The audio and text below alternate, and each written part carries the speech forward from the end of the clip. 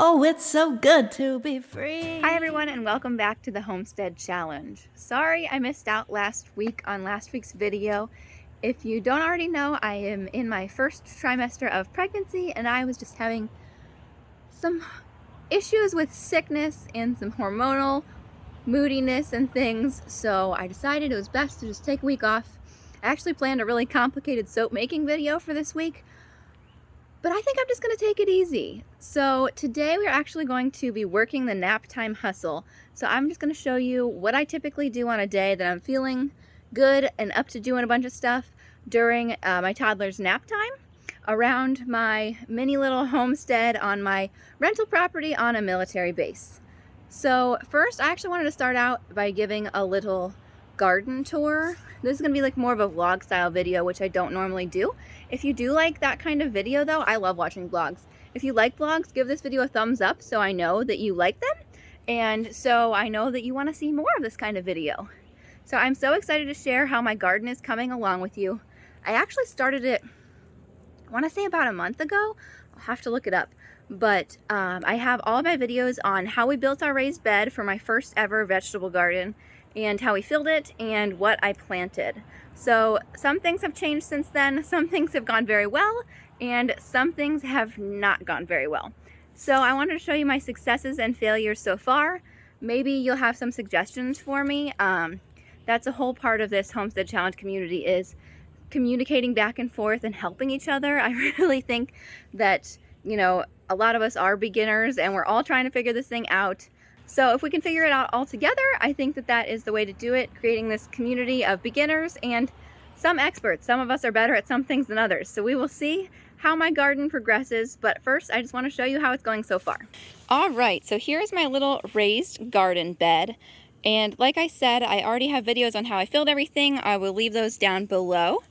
My first section here is all cut flowers. There are different wildflower varieties. It was just a mixed seed pack. And I don't know why they're coming up in different clusters, but they are. I kind of spread them all throughout this whole bed. I guess some are just surviving better than others, but I have a ton coming up, so that all survived very well.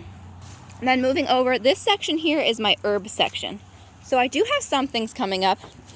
I am missing like half of my stakes because my toddler pulled them all out, and then the other half say the wrong thing because my labels fell off. So I think I can remember here. I had lavender planted here.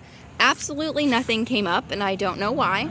Maybe it was too cold for me to start planting it. There was a ton of dill here, and I think I only have a couple little babies coming up. So that kind of stinks. This is all cilantro. I do have quite a bit of that coming up.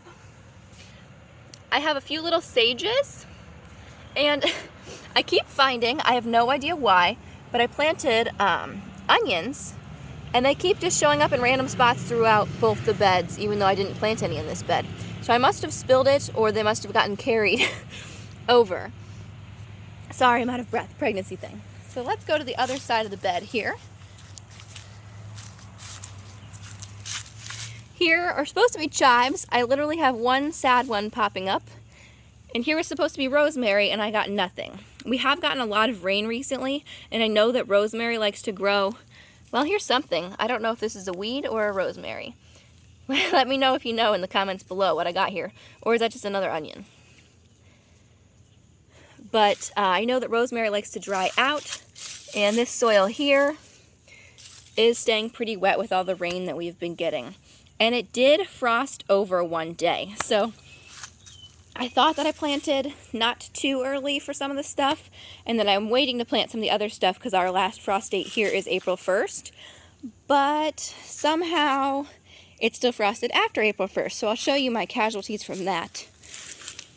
This says mint. It is not. These are carrots. I don't know if this one's a carrot, but these little guys all are for sure. Those are coming up well. These are all spinach. They yellowed quite a bit after the frost. I'm thinking that they'll be able to come back. They've even grown a little bit since then, so I am confident that hopefully they will be good. So even though it was after our last frost date, in these two blank areas here, I planted my squash and zucchini, but I'm not sure if we're gonna see anything pop up or not because, like I said, it did frost. Here is something, I have absolutely no idea what squash looks like, but I'm guessing this is just another onion.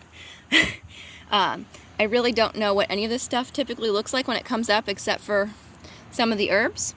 So it's all new to me. And here's my saddest casualty. So these all look like this after the frost. These are my cucumbers. I was hoping to do a lot of pickling this year, but I don't know. So it's really strange. One of the leaves that's a little bit different than the others is fine. On each of these, I'm just gonna let them keep going. The stems still feel healthy. Even if their leaves are not, I'm hopeful that they'll come back, but they might not. I really don't know. So we will see with that. And then here's all the onions where I actually planted them. And I don't know why some are little and grassy and some are big and thick like this. Unless these are not onions and they are weeds, which very well could be the case. I honestly have no idea. These might just be something from the tree above me. Let's see. This is the tree that's above my garden bed. So if you know, please let me know in the comments below. All right, so that's my updated little garden tour. I am going to water here. I got all my water from our rain barrel. That has been probably one of my favorite purchases this year. Just because we have such a small garden, we're on a rental property. I don't need a ton of water. When it gets low, it takes forever to even fill one watering can. So I can understand if you have a bigger homestead how that would not be ideal. But for somebody that just has one bed to water or a couple beds to water, and you don't mind, a lot of the time I'll fill it up while I'm out here playing with my kiddo. That way it feels like it fills up faster even though it takes forever. But don't need to use any additional water and got all the good nutrients from the rainwater, which is awesome. So I am watering this bed lightly. It was already a little bit damp just because I watered it late yesterday. Normally I water it earlier in the day. But I do want to keep where the new seedlings are pretty wet in hopes that they're going to come up. But luckily I do still have time, you know, to replant if I don't think they're going to survive. And I think here I'm going to do some succession planting as well because I do have quite a few bare spots, especially in the flower bed. And definitely where some of the herbs aren't coming up. I did start some herbs inside. So I also started inside some tomatoes and peppers and they all died. So the peppers actually never came up. I think it was too humid for them. We had everything on our guest bathroom. It's the only place I can keep it on. And I don't know why it gets so humid in there. I don't know if it has to do with, we have the fan on a lot in there because of the sound for when my toddler naps. I really don't know, but it got really humid in there and I use those little pods that you like rehydrate and they grow. And they all kind of got a little bit moldy. And so the tomatoes all grew at first and then they all died. Motorcycle. So I'm not really sure. I've also heard that those pods just aren't really the best to use, which I do believe is probably true. So next year I'm not going to do those at all. But I don't know. This year I'm going to be having to buy tomatoes and peppers that are already started for me because it's way too late now for me to start them here in southern Alabama. If I put them, if I started them inside now, by the time I put them outside, it'd be way too hot and they'd just die. So it is what it is. But I did start some more herbs inside to see how those do. Some different herbs that I wanted to try out, and I started those in, I have like a hydroponic little arrow garden thing, and I've had really great success with that in the past, but the only place again is that bathroom to put it in, so I'm really hoping for success this time. I didn't, you know, use that actual system for the last one.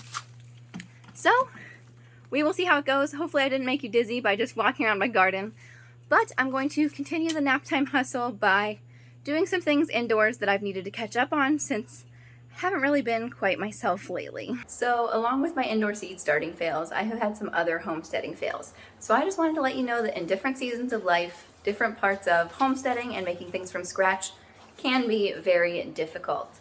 And it's okay if you don't always succeed, and it is okay if you need to cheat a little sometimes and not make everything from scratch. But I'm going to show you some seriously gross scientific experiments that I have on my shelf that I need to take care of today because I've let them just sit there for way too long. So I'm gonna show you. Oh my gosh, this is a sauerkraut that I left for way too long. We love making our own sauerkraut here. It is the easiest thing to ferment if you are looking to learn how to ferment. This is disgusting.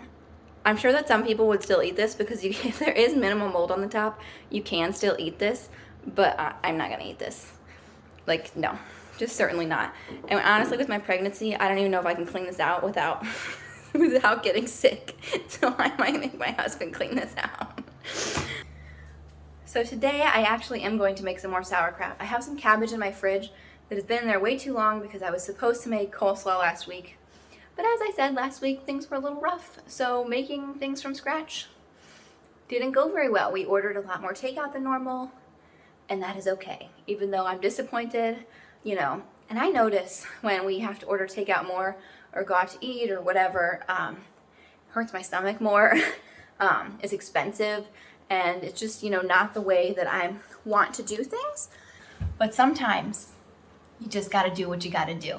So I am gonna make my own sauerkraut today, and then I also wanted to show you, I've been letting something sit for way too long as well. You might have seen it, let me grab it.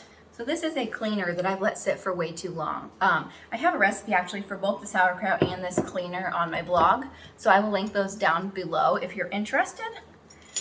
Because this is just a cleaner, it's literally just vinegar with, this is orange peels, cloves, and cinnamon. It should be fine. It's a concentrate, so you're supposed to mix it with water. I'm just gonna go by smell. If it smells okay, then I'm going to feel safe to use it.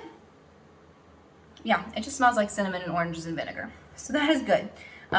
Usually you only let it sit for a few weeks. I think it's been up there since like, I don't know, January.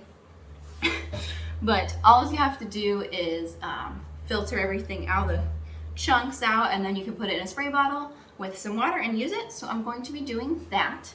So this is way too big of a bowl to be using for this, but this is all I'm doing. Straining it out.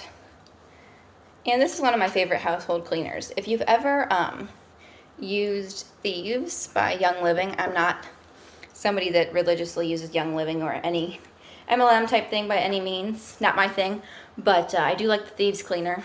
This smells really similar, and in my opinion, it works really similar. Sometimes I add rosemary to this, but if I would have, I think it would have gotten really smelly. So I think it's best that I didn't. But this stuff can all go away, and I will put it in my spray bottle, and it will be ready to use. And like I said, I will have the recipe for this linked down below. All right, so now I'm going to make some sauerkraut. It honestly feels so good to be making something for the home. Honestly, during nap time lately, I've either been sleeping or just trying to catch up on basic cleaning activities like folding laundry, making the bed. It's been hard to catch up, so that's why this is the Homestead Challenge.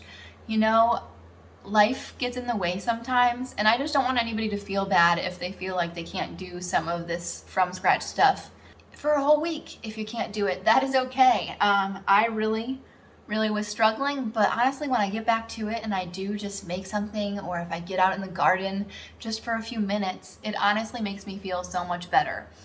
You know, being able to provide these things for my family from scratch, and honestly, being outside and getting with nature really helps me get out of the funk sometimes. I do struggle with anxiety and sometimes depression, and no, I know that just going outside is not the cure, and I don't want anybody to think that that is the case. But as you do start feeling better sometimes, you know, that along with other things can really help out. So anyway, I have my cabbage here, and honestly, it's been in there for a few weeks. I thought it was gonna be a lot worse. Some of the outer leaves are kind of gross, and the good thing about cabbages, just peel them off and just not use them. With sauerkraut, you usually wanna keep one outer leaf available to you, but I am just going to take one from the next layer. See, perfect cabbage. If you have several layers that are gross, totally fine. Just peel them away, and there's still gonna be something good on the inside. So I will have, along with everything else, the full sauerkraut recipe below. It's cabbage and salt. I think you can handle that one. I didn't ever love sauerkraut before either. I think that's something that should be mentioned. but I really wanted to practice fermenting, and once I made it myself and I learned what was in it, which is nothing basically, and I figured out the way that I like to make it, which it did take me several tries to get it quite right, but that's okay, you just learn. We really like to eat it on bratwurst, and I think as the summer's coming up and as I do need some easy meals every now and then, just making bratwurst or hot dogs and having some sauerkraut on that. You know, if you homemade the sauerkraut, then you can feel good about doing that, even if you're just throwing some hot dogs in. It's just the little things. And it's really good for your gut. All right. Wow, really, these pants make me look like I'm pregnant anyway, but you can kind of start to see a little baby bump here. Don't mind the dog toys on the ground. So I just usually cut it in half.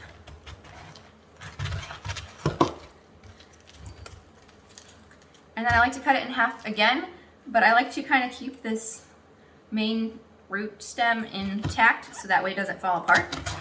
But it probably still will start to fall apart, but you know, I can try. And then I found I'm not a very good slicer, so I can't get it thin enough without a mandolin. This is just a little handheld one that I have, and I love it. A nicer one is probably better and safer, but I like it on my thinnest setting. We really like a thin sauerkraut here. It gets a lot softer that way, so I guess it really depends.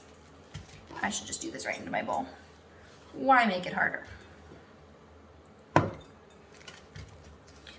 So it really depends on how you like your sauerkraut, but we like it thin here.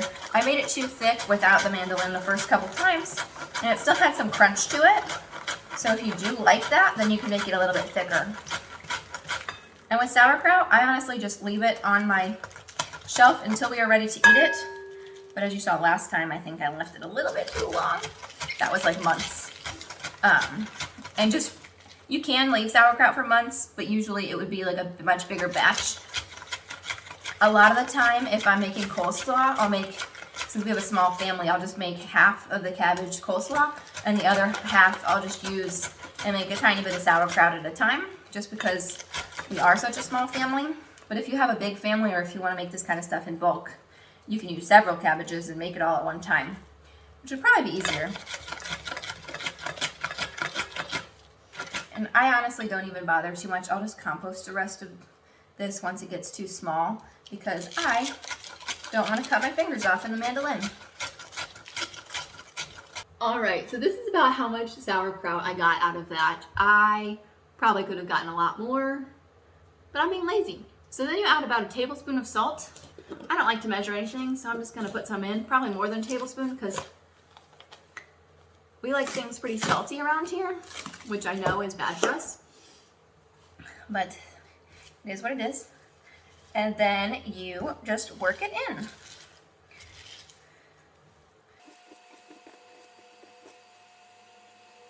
All right, so that's literally how you make it. I'm going to cover this up. I usually leave it for about 45 minutes or whenever you can possibly get back to it. It doesn't really matter. You just cover it, let it sit on the counter, and then once it starts to get juicy and stuff, you're gonna press it into your jar, and that is it. Then you just wait. You know, it's really probably one of the most simple things ever. I was really scared of fermenting for a long time because I was afraid, you know, I was gonna make my family sick and that kind of thing. Sauerkraut's a really great place to start, and we have not had any issues with it. Obviously, be careful. You know, if you're not used to eating fermented foods, it might affect you for a minute. So, you know, there's a lot of things to think about, but it's really not very hard, and getting fermented foods in your belly is a really good thing to do for digestion. I go into it a lot more in my blog post. So, like I said, that will be linked below.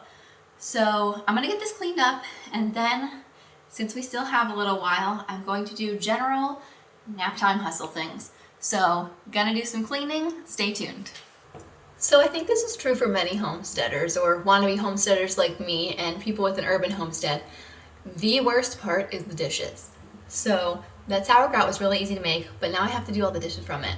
And lately, as like I said a million times, I haven't been feeling great. I have been letting the dishes pile up for way, way too long. And honestly, that just makes my job harder. It makes them harder to clean, it takes longer, and if I wait until my baby's awake, then he wants to help, and then that takes longer, and then everybody's wet. So I'm just going to suck it up and do them now.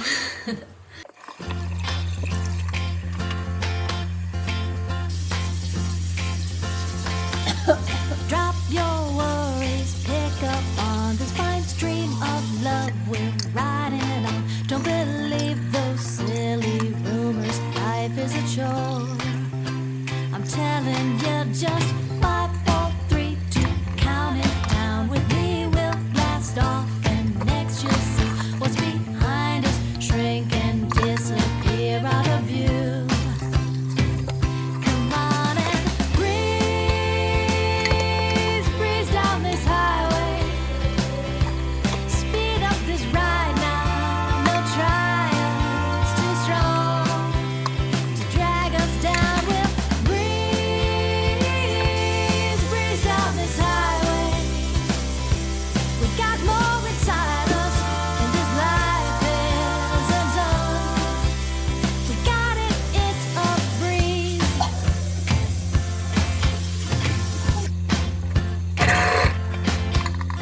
Windows down, we're flying by, and this fresh air smells like paradise. And we got our destination right, we're all clear. Come on, just sing with me. Alright, so as you saw, I mean I did speed it up, but that didn't take me actually all that long. And there were a lot of experiments there that I have been meaning to wash for a while. The thing, you saw the sauerkraut. It actually didn't smell that bad. I was just getting really grossed out by the mold. Normally the little bit of mold on top doesn't bother me, but I think just because I'm extra queasy right now, it was a little rough. But the gross thing actually, last week I had set out to make that soap video that I told you about, and I have been making dandelion tea. I've just letting it steep. I think I let it steep for way too long and it got rotten or something. I think you're only supposed to let it steep for 24 hours.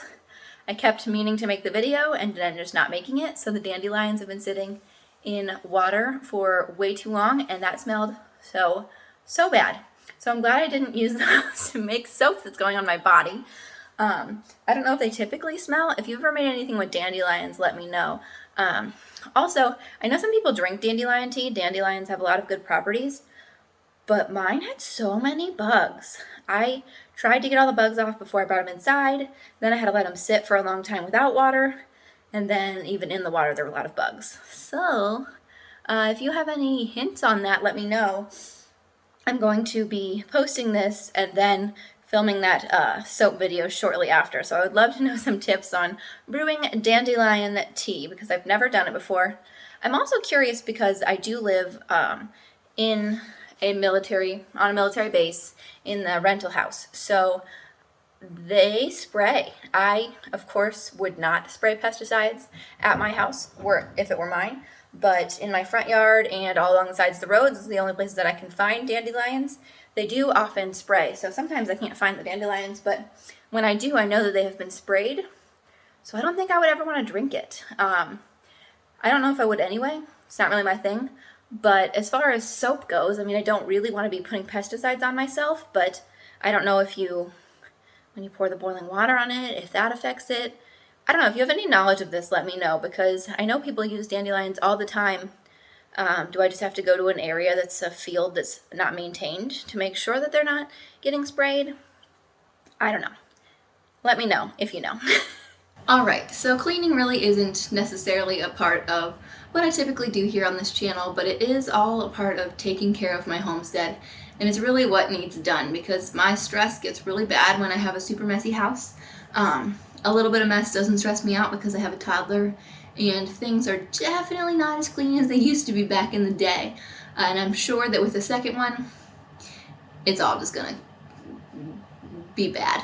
But I usually try to clean up the playroom when he is sleeping, if he didn't already help me clean it up. We've been working on, he's 18 months now, so we have been working on cleaning up together, but there are certain things that he can't clean up, or if like today I just didn't have time. You know, it obviously takes a lot longer to have him help clean up, but at night that has definitely been something that we've started to incorporate into our routine that I think I've probably should have incorporated a lot longer ago, but that's okay. You know, he can certainly put things back into bins and things, and I do keep a lot of the toys out. We follow some Montessori principles, not all. I don't follow everything they say. I actually lean more toward Waldorf in some things, and some things I just do my own thing. Whatever feels kind of right, I think is the way to go. But I like to keep things all out and accessible for him. Somehow it still gets way too messy. We definitely have way too much out right now. So if you're like me and there's certain areas of your home that you notice just keep getting unmanageable, then I think this week, and now that I'm starting to try to figure out ways to de-stress, I'm going to try to take care of some of those areas. So I know that if he has less toys out, he probably won't be any more bored. In fact, he will probably play with his toys better instead of just dumping them all over the place.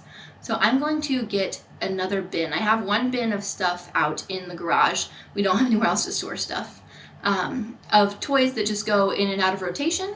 Like if he's not playing with something for quite some time, I'll take it away.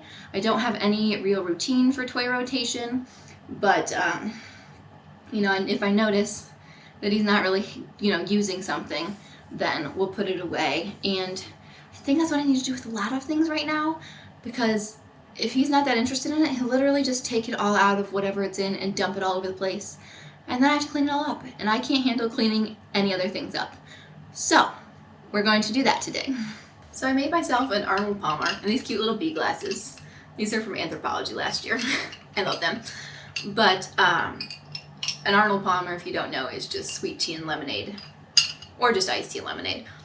Not something that I ever normally like, but when I'm pregnant I crave these. I think because right now I'm not drinking coffee, so I need caffeine. It's not because I know you can still drink coffee, I just haven't been able to stomach it. But I need some caffeine, so we're gonna try with a little bit of this, and the sugar helps too. I get really woozy if I in getting close to mealtime and haven't eaten yet, so the sugar helps me a little bit. So I pulled this empty bin out of the garage, and I'm just gonna fill it up. So I'm actually not getting rid of any of these toys today, unless I ever find anything broken. He really does a good job at taking care of his toys, and because we do clean them up every day, I do feel like, I kind of just notice if things need fixed. I try to fix them. We try to only buy good quality toys that don't just break, and I try to only buy toys that I know he's actually going to play with, not just whatever looks fun in the store. So I purposely seek out things that I know he's interested in. One of the Montessori principles that I do follow that I love is follow the child. So I can tell, by observing him, what he's interested in. Right now, he's mostly only interested in vehicles and interested in, it's called the containment schema. So he loves putting things into containers, loves moving little parts into small holders with lids, things like that. So right now, I'm just going to kind of keep around anything that really keeps that interest. He has a play kitchen out right now. He doesn't play with the food at all. I don't think, mentally yet with an 18-month-old, he can tell that some of it's food, but he's not really, at least my son isn't really wanting to pretend to play, cooking, he doesn't really understand that that's a stove and he can cook on it and that kind of thing. He loves playing with all the little things, but the food just gets thrown everywhere. So I think I'm going to take almost all the food out and just put other toys in there. He loves using the sink, he loves putting things in the pots and pans, but right now he has peg people in the pots and pans, and I don't think that he thinks that he's cooking people. I just think that he likes to put things in containers. So we're going to keep things out that really follow that, and honestly, for my mental health right now, there's a couple things that he does play with that drive me absolutely crazy. I'm just going to take them away. He has Duplos that he sometimes likes to play with, but mostly he likes to dump them out. Luckily they're Duplos, so stepping on them doesn't hurt as much as Legos, but it's still really a big pain. So I'm just going to play some music here and you can see what I am doing. Right now everything is a total mess. He really got everything out this morning, which is fine. I want him to play. Luckily in the afternoon we try to do a lot of outside time, so hopefully it won't get quite as messy. We will see. Don't be shy, we got great tunes on and turned up high, and our hearts stocked full with all supplies we could need. Come on and breeze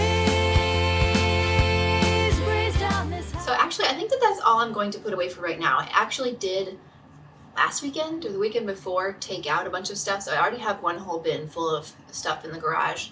I just don't have a lot of storage really anywhere in this house. It's definitely, I don't know why I say it's too small for us, because I know I need to minimize more. But I would like one more bedroom and a basement to put things in, or a bigger garage, because I hate having to keep all this stuff out there. It just gets dusty and gross, but that's what we have to work with. So I'm going to put these things away. Like I said, I'm not getting rid of them. Some of them are babyer things that will be good for the next baby here, which is great. That's what I want to pass as much down as we possibly can. And some of it, in a few weeks, we'll swap out what I have here and bring some of this back out. But just a few less things for him to dump all over the place for us to have to pick up at the end of the day right now is going to be good for my mental health, I think. So this video has probably already been long enough. I still am going to finish cleaning up the playroom and all of the other areas of the house that the toddler got into today. I'm putting more locks on drawers because I just can't handle the taking out everything from all of the drawers. If you have any hints, I know it's a Montessori principle to just let them, you know, that he roams free. He's never been in a playpen, nothing like that. But I'm supposed to be able to teach him not to open drawers and take everything out. And so far, it's not working so great. He does listen to some rules for sure, but that one we don't like to follow. And if I'm not watching him, then he definitely gets into them all. So I'm going to be putting child locks on. He already has a bunch in the kitchen, but there's going to be some more. And then all of the bathroom stuff, because he likes to put all of the toiletries all over the place, because I get it, it's fun. But I just can't handle the mess anymore. So that's what we are going to do. Sometimes you just got to do what works for your family. But thank you so much for watching. Like I said, I don't normally do vlogs, so if you do like this type of video, please let me know. If you are interested in general in beginner homesteading, urban style, or trying to make this from scratch life work, then please subscribe and join me in this challenge. Hopefully you learned a little bit today in this video, at least. I know it was kind of all over the place. My mind is still a little bit crazy. But I will be back with you next week with how to make soap for the first time ever. I'm still terrified about it. Very scared to use lye, but I think we can do it. Until next time, friends. Cheers. Oh, it's so good to be free. Your rules don't apply to me, no. I blow away all the pressure to measure up to what don't